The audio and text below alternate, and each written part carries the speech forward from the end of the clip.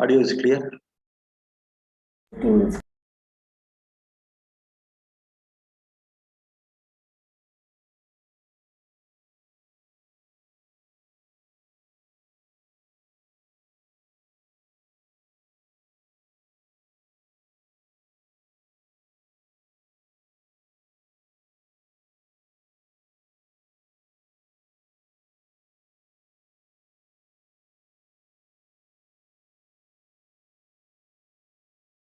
Okay, we'll start.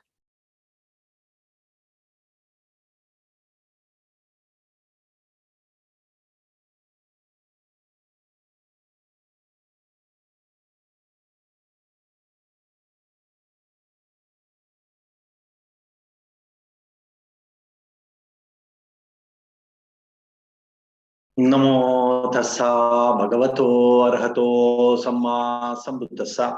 Namo tassa bhagavato arahato samma sambuddhassa.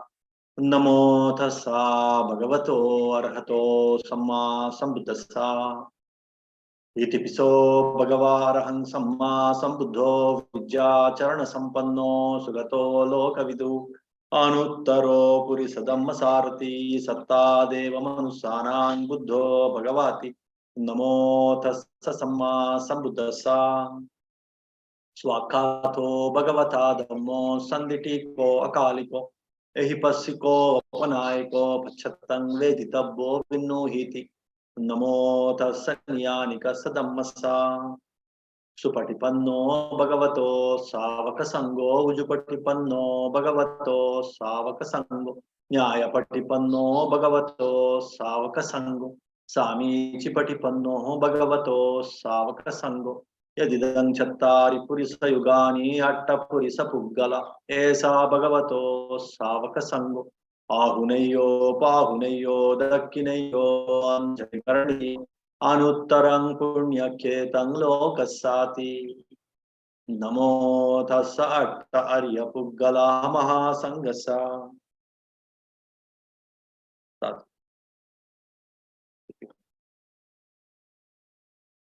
So today's topic is like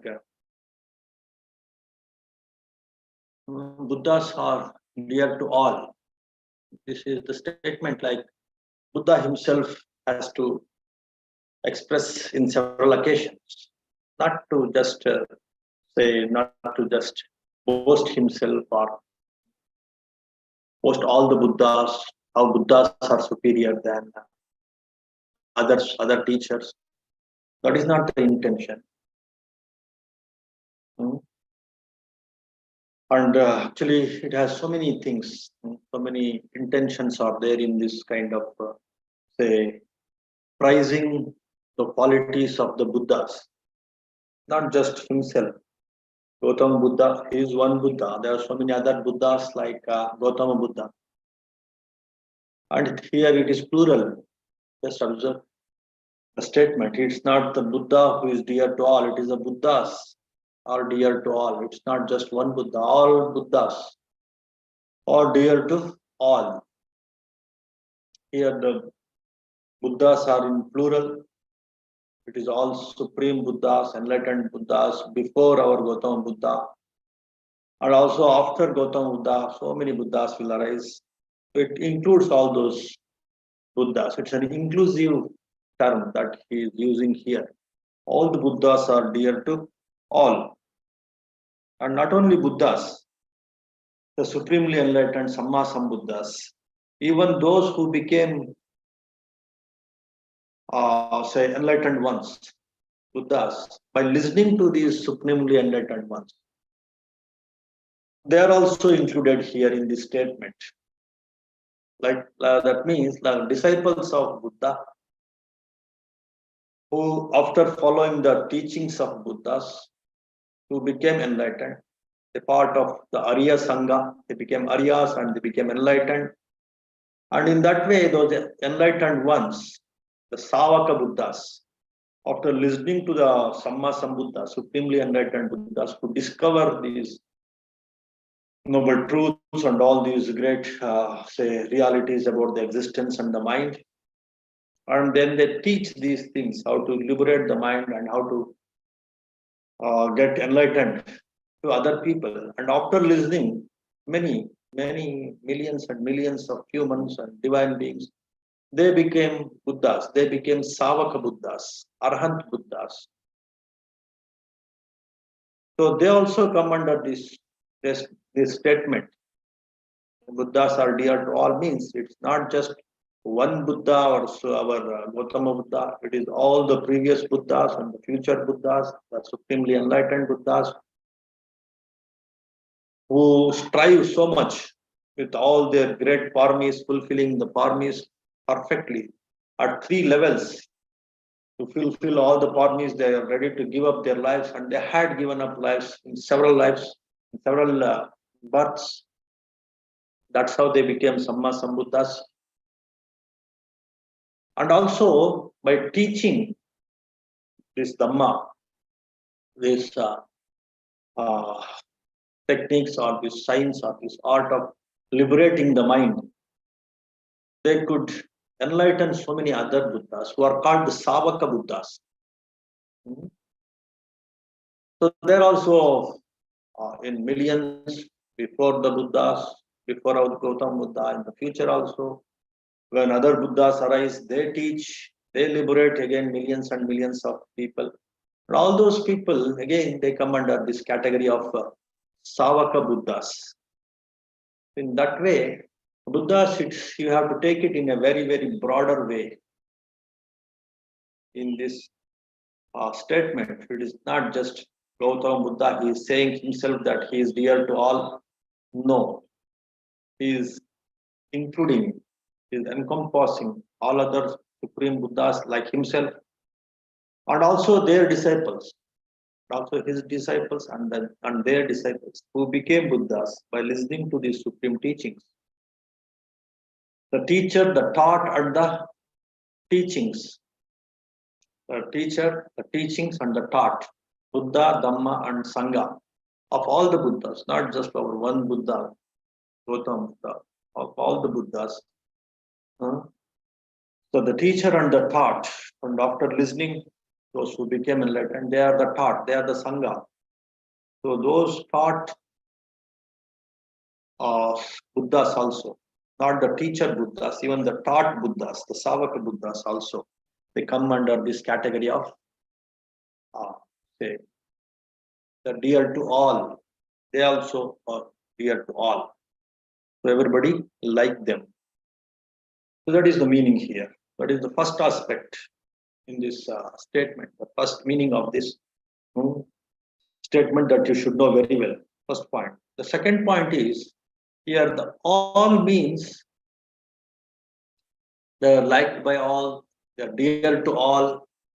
Here all means don't think that each and every human being will like them, will appreciate, will respect them. Even Supreme Buddha like Gautama Buddha also, like he was hated by many people. Even his own very close associate, his disciple, his cousin, Devadatta, he used to hate him so much for so many years. Initially, a few years he was his disciple, and then he left him and he tried to create a lot of problems with Buddha. He wanted to kill Buddha several times, and he wanted to just create some problem in the Sangha also, in his community also.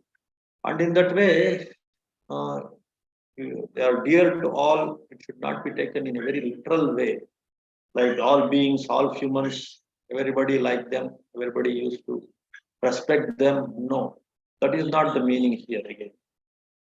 Here, all kinds of people, all kinds of beings, whether they are, say, very wise people, the ministers, or the advisors, or the intellect-oriented people, or the administration-oriented people like the kings, intellect-oriented people like the ministers and the advisors and the priests, or the teachers, all different kinds of teachers, and the businessmen, the business communities, and the working community, the farming community, labor community, everybody.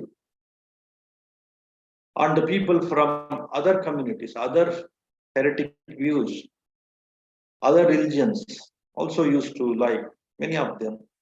Like it is not like one, say, very clear difference that these people will like Buddhas, these people will not like Buddhas. No.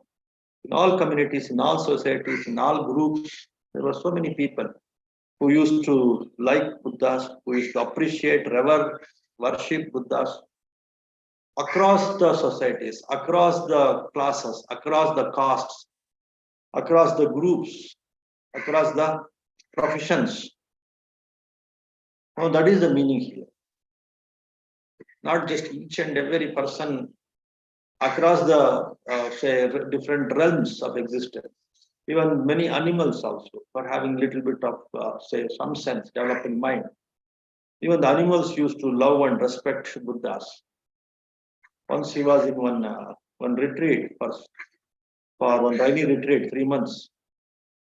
One monkey and one elephant. They used to take care of, they used to respect, they used to serve Buddhas in the best possible way. One of the most cruel among the men, like the dacoits, like yakas, nagas, demons. There are so many individuals from those groups also. They used to respect, they used to revere, they used to listen, they used to worship Buddhas. And also many divine beings. There are so many divine realms. They also used to respect, revere, worship Buddha. They used to invite Buddhas to their realms and they used to request him for the teachings, for the Dhamma. Even the Brahmic realms also. So even the Brahma beings also, they used to revere Buddhas. Our Buddha, of course, Gautama Buddha also. And of course, in so many divine realms like this Tavatimsa, where the Sakka, the king of the 33 gods, and in so many other realms also, the divine beings used to worship and invite Buddhas, used to listen to Buddhas, worship Buddha. In that way, in that sense, this statement is given here. So they used to be loved, respected, and worshipped across the different realms of existence, whether it is animal realms, whether it is Nagas, Yakas, human beings, and the divine beings, and the Brahma beings. They used to love, revere, respect, worship, listen to the Buddha's teachings, Dhamma. They used to practice. There are again so many different divine realms. There were so many divine beings for Sotapannas, Sagadagamis, Anagamis, Arahants.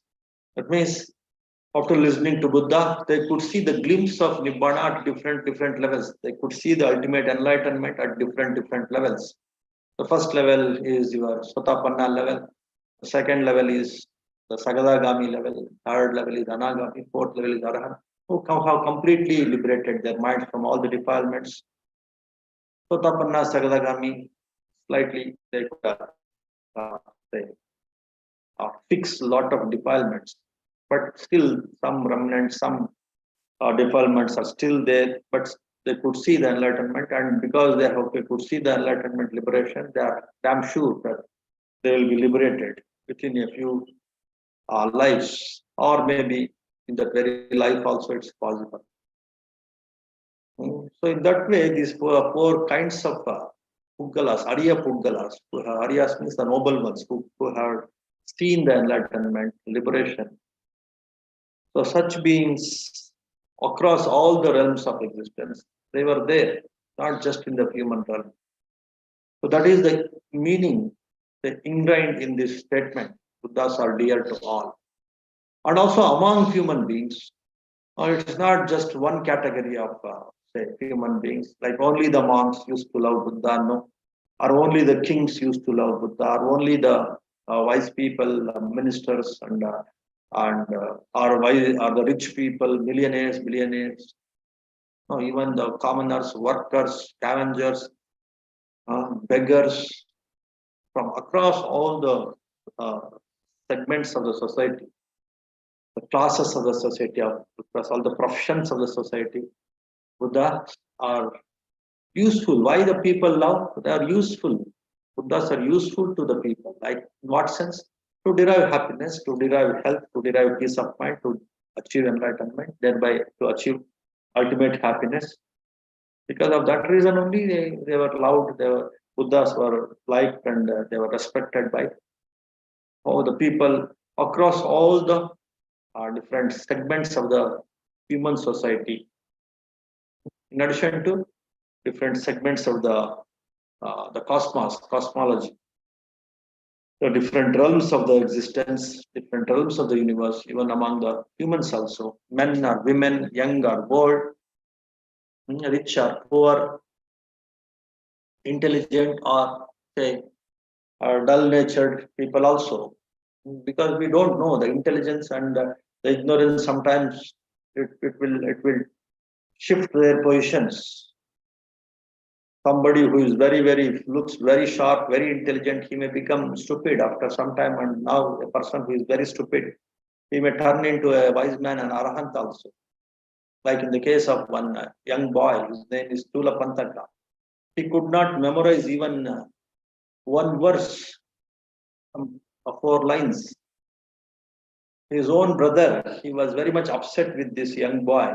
His brother, his Mahapantaka, he was a great monk, and he used to train his younger brother, but he could not learn even single verse, even after 3 4 months. His brother was very upset, and he asked him to go away from the monastery. He is unfit to become a monk because his mind is so dull. And this young boy, he was very upset with his brother's statement, his brother's order, and he was weeping and crying on the door. Then Buddha could see this, and Buddha could visit him and asked him to practice one simple meditation by chanting some Rajohara, removing the dirt from the mind. That means removing the ignorance from the mind. Just he asked him to scrub, or he asked him to say, rub the one white cloth, and it became, after some time, it became like dirty. All the dirt has come to that white cloth. That means his mind's dirt also has come to that white cloth, and he became a wise boy, or an intelligent monk. And he became more powerful in the supernormal powers, far better than his brother, maybe. No need to compare, but he could replicate himself. He could produce, he could create so many of his images, and he could create a lot of powers. He could show a lot of powers with his supernormal wisdom. And in that way, within a short span of time, that such an ignorant boy became a supremely enlightened arahant, a very powerfully enlightened, or with a lot of patisambhida jnanas and some special knowledges also he could acquire. That Buddha could see his mind, his mental imposition, his mental dispositions. What are his mental disposition means? Like what are his abilities that are deep inside his mind, and accordingly he could give the suitable meditation technique, and he could remove all that coverage that the mind has been beclouded with some ignorance that has been removed, and he became a very great arahant, the Chula Pantaka. So in that way, whether he is ignorant or very intelligent, whether he is dull-headed or very sharp-headed, whether he is poor or rich, even some beggars, after listening to Buddha, some scavenger, one person by name Sunita, after listening to Buddha, he became arahant. He was a scavenger.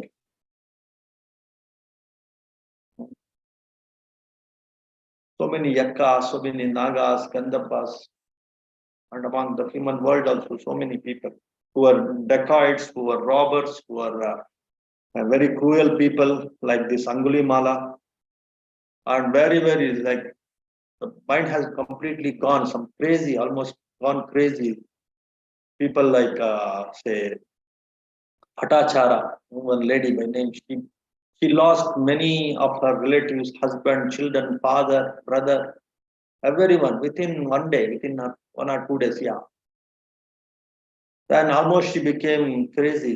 She could not have awareness of her body also. She was simply roaming and running without clothes.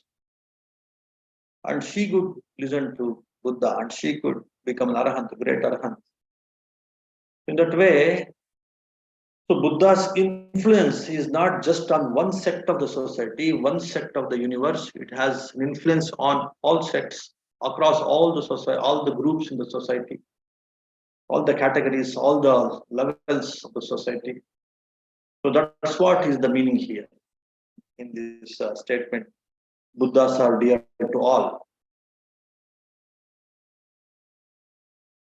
And again, one more very important point that one should know in this statement is like here, Buddha is not interested in boasting any individual, whether it is himself or other Buddhas, Supreme Buddhas, or his own disciple, Savaka Buddhas.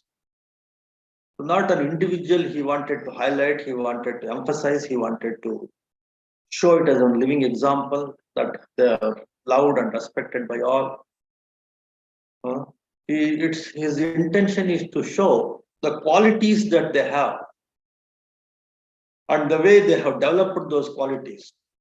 That is by developing their punya merits and by performing so many meritorious actions, and also the paramis, the perfections, how they could derive, how they could develop those great qualities like generosity, like renunciation, like morality, like truthfulness, like calmness, like wisdom, like compassion, like metta, like equanimity, the patience, vidya, effort, energetic effort, how they developed by fulfilling the paramis, by developing the ability to give and give up and letting go in so many life.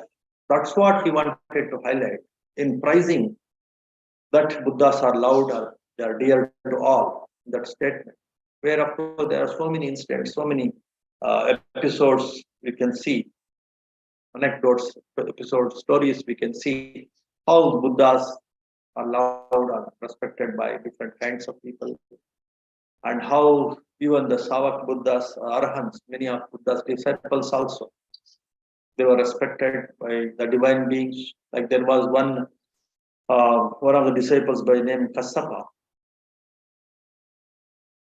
He was actually respected by the divine beings, and divine beings were waiting for this Kassapa once in one occasion, even making Buddha to wait, so that they wanted to show their reverence to this Kassapa. And once, it's I think China, Kassapa, once one group of young students, young boys,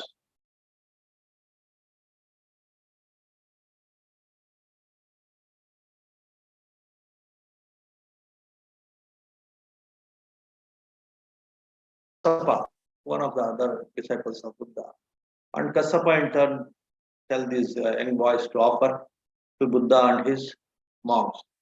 In that way, Buddha is like say his interest is to show how by cultivating some great merits one can become an arahant, and one can even be sometimes more respected than Buddha.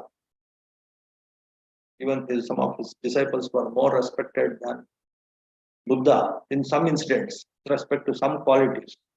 Like there was one disciple, one arahant disciple by name Shivali, Bante Shivali, and wherever he goes, he is to get a lot of requisites. The four requisites: food, shelter, accommodation, and clothes. And Buddha has to take him along with Buddha. This Shivali also has to go in some far off places where it is difficult to get a lot of requisites.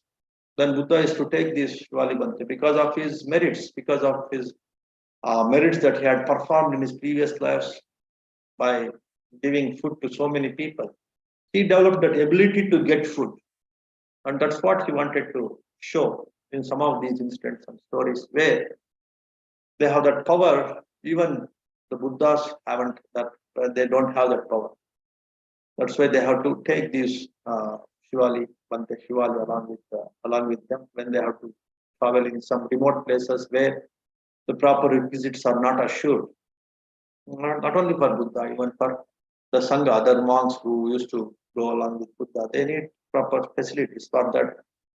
Sometimes Shivali has to go along with Buddha because of his power to get. And how he got that power to get? Because he had given so much. By giving so much, the people will get the power to have so much, to get back the things in return. That is what is this cause and effect. And this is what Buddha has to highlight again in this statement. Buddhas are dear to all means like it is the power of your merits that make you Buddha, make you Buddhas, make you the Savaka Buddhas, even the disciples of Buddhas, and to become Arahants. And there one has to focus upon on the qualities of say becoming a Buddha. The meritorious actions, the mind purification, the mind-centered approach, the right view approach, those things, if you focus and develop, then anybody can become Buddha. And such Buddhas who are mind-centered, who are grasping this right view and cultivating their minds authoritatively, and also practicing the meritorious actions, not just in just in thinking or in their wisdom, even in their actions, cultivating those meritorious actions. So that's what Buddha wanted to highlight in this statement. Also, of course, this statement is seen in the Buddha Vagga of Dhammapala. So there in that Buddha Vagga, Buddha always, like, there are statements about Buddha. It's not like simply boasting Buddha, you just surrender to Buddha, everything you will get. He's all powerful. He's all powerful. Why? Why he's all powerful? What are the ways and means to achieve that? Are the great powers, the great purity, the great compassion, that great lovability, the dearness index, or that lovability index? They could achieve that higher index, higher quotient. They have the dearness quotient. Why people are so much fond of, so much having developed so much of respect towards Buddhas? What is the reason for their dearness quotient? How they developed that superior dearness quotient to Buddhas? Those reasons are highlighted in all these Buddha Vagga, these verses, and especially this statement is given by Buddha. The wise ones who are intent on meditation, jhana, and meditation, developing the mind, who delight in the peace of renunciation and equanimity, the samatha sukha, who are delighting in that peace of renunciation, focusing on their own mind and deriving the peace from within by calming down the mind, by fixing the defilements of the mind, achieving that samatha, that equanimity. And such mindful people, Buddhas, whether they're Arahants or Supreme Buddhas, they are even dearer to the gods, the divine ones. So in that way, Buddha gives one statement. Ye janupasata dhira nekkam upasamerata devapi tesan pihayanti. Even the divine beings, they become dearer to even the divine beings. Sambuddhanam satimatam. So those Buddhas who are satimatam, always mindful. In that way, he's emphasizing the qualities, the 3-4 qualities here. One should be mindful, then anybody can become dearer to even the Deva, divine beings. One should focus on the mind only, mind-centered happiness, or the mind purification happiness, or mind stilling happiness. By stilling the mind, whatever happiness you derive, by purifying the mind from these defilements like greed, hatred, and delusion, whatever true happiness you achieve. So in that kind of happiness, people are inclined and working on that, practicing that, and who are having the aspiration of completely liberating from this bondage of life and death. And based on that focus, that aim, they are purifying the mind, they are developing the mindfulness. Such people are beloved even to the divine beings. Such Buddhas, because all Buddhas work on these aspects of, whether they are Sammasambuddhas, whether it is Gautama Buddha, whether it is the disciples of the Buddhas who are called the Savak Buddhas. In that way, in all these statements, When he says Buddhas are loved or respected, Buddhas are so powerful, Buddhas are so compassionate, he immediately wanted to highlight the reason behind it, the cause on which one should get some motivation, some inspiration to work upon those causes, those qualities, on that mind-centered approach, on that right view approach of handling the mind, purifying the mind, by performing so many meritorious actions. That's where Buddha wanted to emphasize. Because of that reason, so this kind of statements are given. Again, it acts like an inspiration. Because generally people love to be respected by all, but they don't know the ways and means to cultivate them or to cultivate their mind so that they develop a lot of powerful qualities like generosity, even to give up their life for the sake of other beings. How Buddhas could give up their life, not just their material things, their wealth, their empire, their prosperity, their money, even their limbs and the life also they could give up. Then automatically people will definitely like. When you are so generous, when you are so say selfless, then how can you are not liked by people? And Buddha says in many circumstances, one should be in a position to give up his own life for the sake of animals, for the sake of even ants, To that extent, if you have compassion, and to that extent, you have developed wisdom of how to let go this body, how to let go all the possessions of the body, then automatically you will be liked and respected and revered and worshipped by everyone. That's what he wanted to highlight. That art of giving, the art of giving up, the art of becoming selfless. That is the key to develop all the meritorious actions also.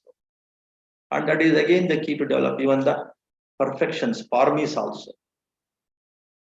So those things he wanted to emphasize and he wanted to impart that teaching. With thereby, what kind of results you will get? You will become Buddhas. Those individuals, Buddhas, are respected by even the divine beings, worshipped by the divine beings.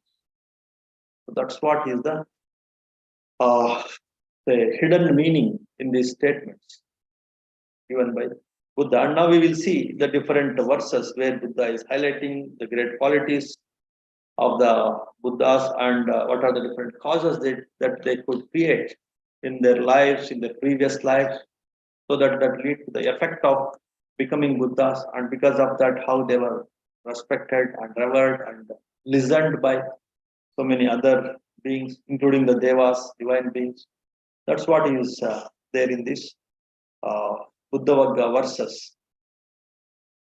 Once what happens when one astrologer, he was a Pandit astrologer, he was of course a wise man, but he was quite skillful in the astrology also. So he had one daughter by name Magandiya, and he was very beautiful, he wanted to give her daughter to Buddha to serve as his wife, Buddha's wife. But Buddha, he uttered a few verses saying that Buddhas have eradicated all passions of lust, hatred, delusion. Even the divine beings, the children of the daughters of a great divine being, Mara, he wanted to entice Buddha with those very beautiful daughters, the divine daughters of this divine being, Mara. I could not be enticed because the Buddha's mind is completely free from all kinds of passions. He is passionless. Then what after all your daughter, this human being, even the divine beings could not entice me. So in that way, he could admonish them. And then again that shows that the way he was respected by all beings, whether they are divine beings or the human beings. Because even the divine beings, they have a lot of defilements in the form of, say, greed, hatred, and delusion. Of course, it may be very less when compared to human beings, but still, because of that stock they have in their mind, they could not eradicate those. Definitely, they respect those who have eradicated those things, those defilements, like our Buddhas, and definitely they respect. The respect level, the respect hierarchy, it depends on the purification of the mind, the purification hierarchy. So how much the defilements are purified in your mind. So that determines your superiority or your inferiority across all the realms in this universe. Even among the divine beings, a person who is more pure in his mind, he will be respected. He will become the king of that divine realm. He will be more respected. And the Buddhas, they have purified completely all the defilements of the mind. Then definitely, even the divine beings, even the Brahmic beings, even the chiefs of those Brahmic realms, like Mahabrahmas and all, were having a bit of defilement. They too used to respect the Supreme Buddhas or the Buddhas who are completely eradicated all the defilements completely, without any iota, without any, say, even a bit, which will again sprout. No, just like a root which is not completely removed from a tree, it can sprout again. Even though you have cut all the tree, you have cut so many roots, but still one root is still remaining. It can start sprouting again. But in the case of Buddhas, all the defilements, they were dug out from the roots, they were completely removed. Because of that reason only, all the divine beings also, they respect me, they respect Buddhas, they respect the followers or the disciples of Buddha. In that way, Buddha's intention is to highlight this quality of mind-centeredness and ability to purify the mind through different kinds of virtuous actions and parmis, perfections, through meditation, of course, through right view meditation, how to purify the mind. That's where Buddha wanted to highlight in all these different verses. Tang Buddhang Ananta Gocharan Apadang Kena Padena Nesata. So they have infinite range. Their footsteps nobody can trace. You don't know. Though I'm in this human body, you don't know about my mind, how pure it is. That's why you are trying to entice me in this bondage of marriage and all. So in that way, Buddha actually he is admonishing this Magandiya. But Magandiya, and of course, her father's name is also Magandiya. Not to involve in this kind of worldly things when you are interacting with the Buddhas. So in that way, when Buddha admonished, then they started respecting and they became anagamis. They could also see enlightenment. These Magandiya's parents. So this is again one verse or one discourse given by Buddha to show that it is the purification of the mind that matters, to be respected by all kinds of people, whether divine beings or the human beings. And one more circumstance, Buddha visited the Tusita heaven. That is one of the divine realms. It's called Tusita realm. Actually, no. From Tusita heaven, one divine being, his mother after her death, she became a divine being in Tusita realm. Tusita realm is one of the highest divine realms where the Buddha spent the time before coming to this world as Siddhartha Gautama. Before his last birth, he was in this Tusita realm where he was the king. Now, after his birth, his mother entered that Tusita realm because immediately after 7 days of his birth, his mother died and she became a Deva, divine being, and she entered this Tusita realm.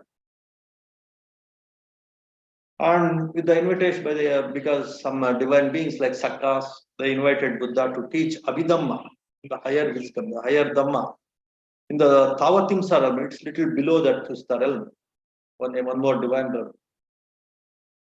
So because of some previous connection, his mother now, who is a divine being, Deva, she also visited this Tavatimsa realm, listened to this Abhidhamma, the teaching given by Buddha in the previous life, who was her son. Now, of course, she is a Deva, and she moved to this Tavatimsa realm where Buddha was teaching these divine beings of the Tavatimsa realm. And she too could listen to Dhamma, and she became again an liberated one. Even the divine beings, after listening to Dhamma, they become Arahants, they become Anagamis and all, very close to become Arahants, who could see the enlightenment or liberation. So her mother also could listen to Dhamma and to help his mother and also other divine beings who invited Buddha. So he could visit this Tavatimsa divine realm, and he could teach this Dhamma, and he could liberate so many divine beings. And also his mother, now who is a Deva from the Tusita world, Tusita divine world. And the Buddha, say again, he returned back to the earth, returned to earth, accompanied by the Devas. So many Devas, they accompanied Buddha. They escorted Buddha to the earth after the 3 months retreat. And he was received by Sariputta Bhante. And Sariputta Bhante, he used to tell that Buddha is now teaching in Tavatimsa Deva realm. And by listening this, some people, they developed some kind of, oh, whether he can teach even to the Devas. We thought he is the teacher of only these human beings. Then Buddha has to say, and this Sariputta Bhante, one of the chief disciple of Buddha, has to say, he is dearer to the divine beings also. Even the divine beings used to respect him. They want to listen to Buddha about the ways and means to liberate their minds. This mind-centered approach, this right view approach, they too want to listen. They too want to be liberated. They too want to work and purify their mind. Because of that reason, Buddha has to visit these different realms and to teach different divine beings also. He is respected by everyone, including the Devas. In that way, this Sariputta Bhante had to tell these people assembled, gathering, who wanted to meet Buddha.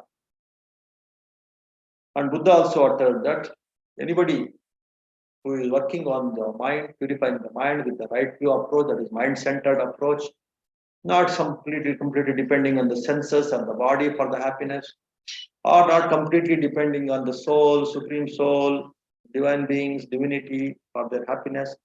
One who is self-responsible, self-dependent, working on his own mind by performing good actions like the meritorious actions, both bodily, in the speech, also in thinking, with proper right view. Such people will be respected by even the divine being. That's what Buddha had to declare why the people have to love the Buddhas. The reason for people liking, respecting Buddha has been declared by Buddha in this fashion.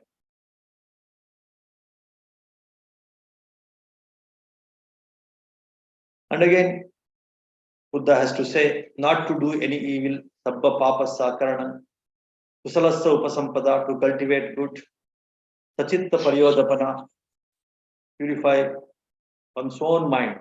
Again, you see the mind center. Understand the mind, purify one's own mind. Sachitta paryodapana.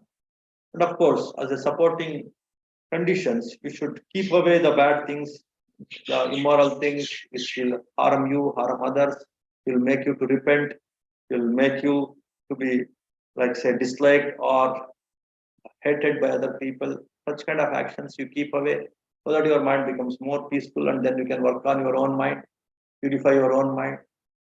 Kusalasya upasampada, keep doing the nice things which are good for you, good for others. Then you will get a lot of support from the people around you also. And also it will keep your mind very calm. And then working on the mind becomes more easy. Then purifying the mind thoroughly becomes more easy. In that way, again, mind-centeredness. Buddha is highlighting here this very, very popular, very, very renowned verse. Etan Buddha Nasasana. That's what is the teaching of all the Buddhas. That's why Buddhas are loved and respected by everyone. So that means all Buddha's teachings are mind-centered. That is what is right view. Right view is always like a mind-centeredness. Simply torturing the body or indulging in the bodily sensual things. No. Both these things are not suitable, or simply forgetting about your mind-centeredness, fixing the mind, understanding the mind, simply being carried away in some emotion of surrendering to some divinity or deity. Hmm. So this soul-centeredness or divinity or supreme soul-centeredness or simply the body-centeredness, these things one should not carried away by these extreme views, eternalistic views or nihilistic views. Work on the mind-centered view, that is the right view. Then you can take up these 3 steps, can keep away the bad people or bad association, the bad actions, and you can easily start multiplying the good actions or keep practicing, cultivating the good actions. So these things will keep your mind more balanced with yourself, with your body, and also with the people around you, with the surroundings around you. You become more harmonious. That will be congenial to again work correctly on the mind. Sachitta Pariyodapana, completely purify your mind. That mind-centered approach again, that right view approach again is highlighted. That is the teaching of all the Buddhas. Etang Buddhanas, that is the dispensation, that is the teaching of all Buddhas. That's why Buddhas are worshipped, revered by everyone, because they don't take these extreme views and they don't fall into more confusion by taking up these extreme views of body-centeredness, of sense gratification, thinking that is the ultimate happiness, or simply depending on some imaginary views like soul-centered view or supreme soul-centered, something that is permanent, some being is permanent, some consciousness, one of the faculties of the mind, conscious, surrendering to it. No, correctly understand the mind, correctly purify the mind with this right view meditation, right view approach. That's what is highlighted, even in this Gatha also.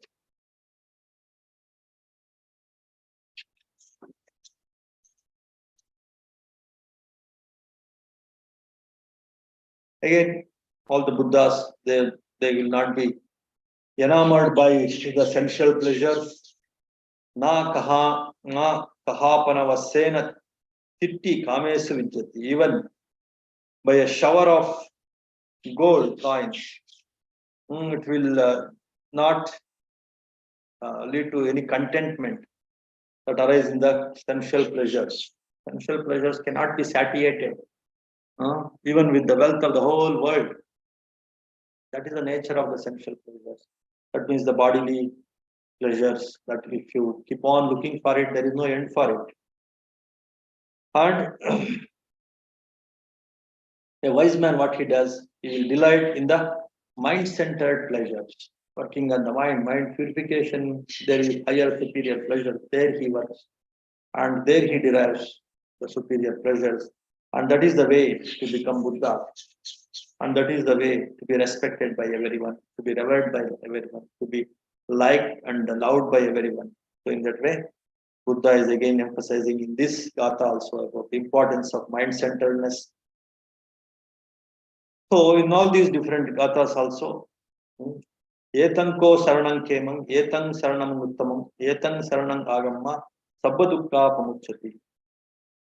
Again, one person, one priest, he was worshipping one shrine, and Buddha admonished him, instead of worshipping some shrine or some mountains or some trees or something which carries no sense or which are having very temporary cravings or temporary expectations. Just like even today also, this is very much there. Somebody says we just go to that person, this astrologer, this say guru, or that say some kind of deity who is there in that shrine, who is there in that mountain or in the tree, just worship it. Then you will get all the blessings. That way, many people now also, even today, people are very much carried away with this kind of wrong views. And Buddha says that is not the right way to get the true happiness, true health, true liberation, true, say, peace of mind, true success. The best way is to work on your own mind with this right view approach, with That is right view meditation. And cultivate the mind in this approach, in this way, this mind-centered approach. That way he admonishes this person, like don't go to refuge here and there. So take refuge. Etan saranamagamma sabba dukkha pamuchyati. Taking refuge here and there is not a good thing. Taking refuge in this mind purification teacher, mind purification teachings, and the mind purification thought. The teacher teachings and the thought, Buddha, Dhamma, and Sangha, these are the absolute perfect three ratana, three jewels, where you have to go for refuge. Because all those three, they represent your mind-centered approach only, your mind purification. Sachitta Pariyodapana, completely purifying. That approach only. These three things, three ratanas, three jewels represent. That's all. So if you take refuge in this and thereby start working on your own mind, then you derive all kinds of happiness, all kinds of health, what you are looking for by worshipping, by taking refuge in this thing or that thing. You will definitely get it by yourself. So that's what Buddha again highlights about whenever he is highlighting the greatness of Buddha, Dhamma, Sangha, whenever he is highlighting the greatness of his disciple Buddhas, Savaka Buddhas, or the previous Buddhas, the Supreme Buddhas, or the future Buddhas, he is not focusing or emphasizing on one person or a few people. He is emphasizing, focusing on the quality of the Buddhas, the quality of their teachings, the Dhamma, the quality of the thoughts after listening to the teachings by these teachers, by the Buddhas, who became enlightened, Savaka Buddhas. Their qualities only is highlighted. And to achieve those qualities, what are the different ways and means, the meritorious actions, that again the mind center, that is only being highlighted in all his teachings, where he is appreciating the Buddhas, prizing Buddhas, or the Dhamma, or the Sangha. That is very much highlighted in all these verses, not just the very statements, the qualities behind that, and also the ways and means to achieve those qualities are also being explained by all Buddhas in all these Buddha Varga verses.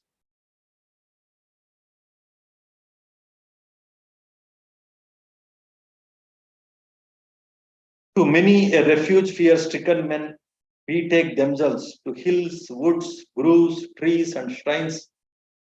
No such refuge is safe. No such refuge is supreme. Not by resorting to such a refuge is one freed from all ill.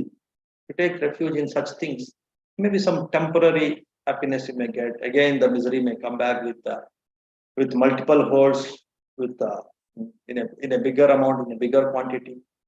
So it's not like assured that your ills or that your suffering will go away by taking refuge in this kind of hills or woods or groves or deities or trees or shrines. By taking refuge in this mind-centered, this Tiratanas, the Dhamma Sangha, which will again emphasize on this right view, working on the mind, not falling into the extreme nihilistic views or the nihilist, this eternalistic, like soul, supreme soul, somebody who is eternal there, who will, I'll just surrender to him, he will protect me. All that kind of eternalistic views.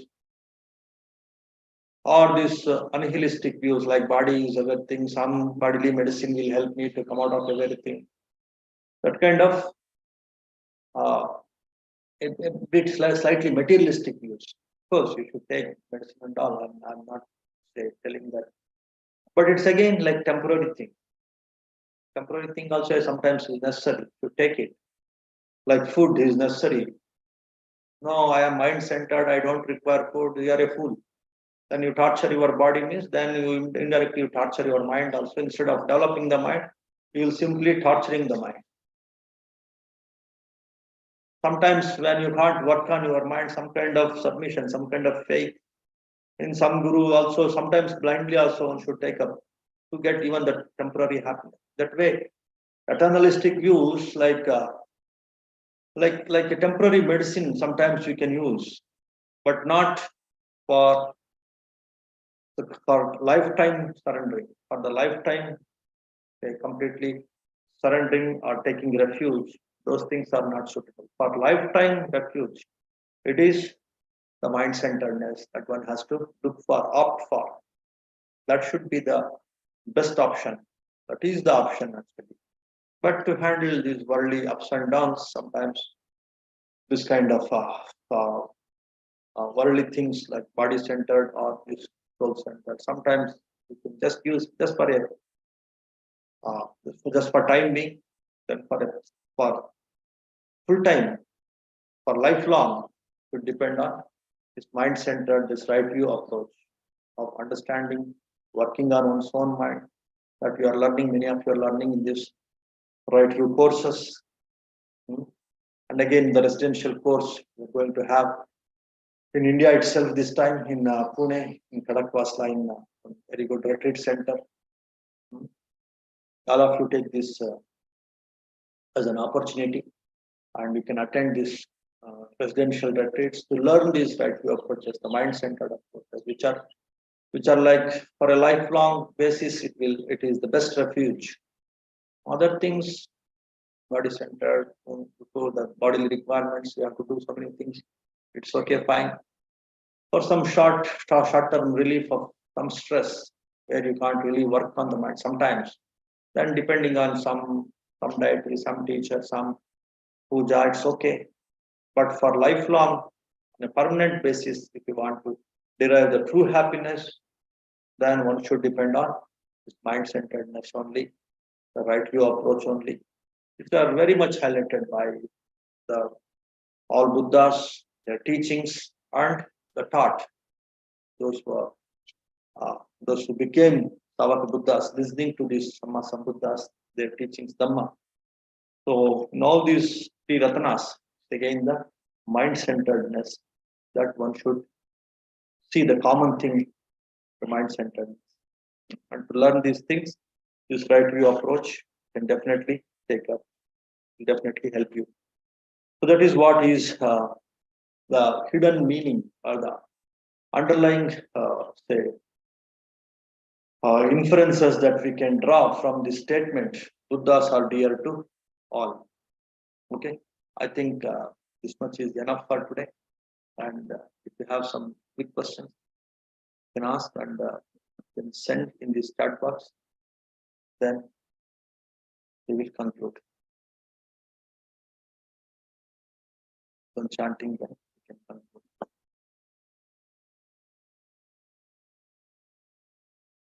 The last date for registering this residential retreats, and of course it is a free retreat, no, not even commitment fees, because your very presence is a commitment for 12 days. That's why we don't expect any other commitment from your side, except you have decided to stay there for 12 days.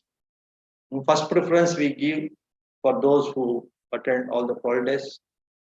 That is our mode of preferences. Then, of course, the seats are also very limited. There are not so many rooms there. So better register as early as possible today itself. First come first preference basis only we should consider. And then if some more registrations are there, then we have to conduct one more program maybe after 4 or 5 months. But if you want to, if you are very serious, register quickly and see that you get the seat. You reserve your seat at the earliest possible. And that's what is my suggestion. If you register a little late, then there is a possibility of losing this chance. Okay, so that's what is my suggestion. You can send this, send that poster and the Google form, the registration form, Google form.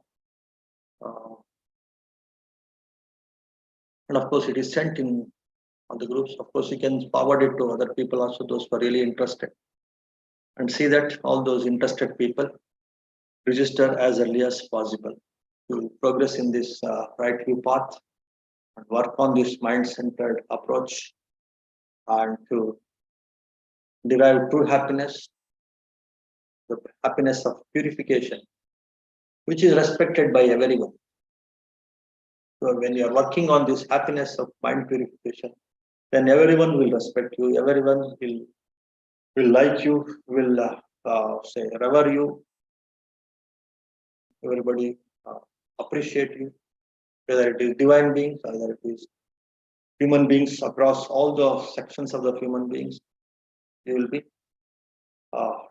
appreciated, you will be respected, you will be loved. That's what is the uh, key takeaway from today's Dhamma talk. Okay, so with this, we'll conclude. Of course, with one small chanting. Namo Tassa Bhagavato Arahato Samma Sambuddhassa Bhavatu Sabba Mangalang Rakkantu Sabba Devata Sabba Buddhanubhavena Sabba Dhammanubhavena Sabba Sanghanubhavena Tadaswati Bhavantu Te Sukhi Bhaveyan Nidukho Aham Nicha Aham Viya Vidacha Me Sukhi Hontu Majata Chatavedino Mam Higammante Dhamme Tattahontu Sukhi Sada Tato Param Jesu Chakkavale Sujantano Sadhu Sadhu Sadhu Sukhi Hontu Mangal. May all of you be happy, healthy and peaceful. May all beings also be happy, healthy and peaceful. May all of you progress in this path of right view, mind purification. That is the best way to derive the true happiness and the proper respect and love from the people around. Sukhi Hontu Mangal.